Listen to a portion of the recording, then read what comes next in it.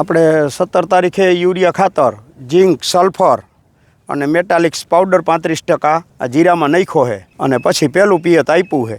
એનું પહેલું પિયત આપ્યા પછીનો ગ્રોથ બહુ સારો જીરાનો થઈ ગયો. આમ જોવો આ ખાતર નહીં નાખ્યા પછી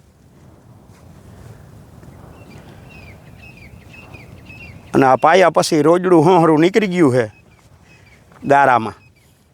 આપણે ખેડૂને તો એ રામાયણ ભેગી જ હોય, રોજડાની ને ભૂંડડાની. અને આનું ખાતરનું બધું રિઝલ્ટ બહુ સારું આવ્યું. અત્યારે તો ઉતારનો છોડવો છે નહીં આ પડામાં, તો પછી તો આપણા નસીબ. હવે આમાં જોઈ થ્રીપ્સ છે કે શું કાંઈ? થ્રીપ્સ તો કોક નોર્મલ દાણો છે, બહુ કાંઈ છે નહીં જ્યારે.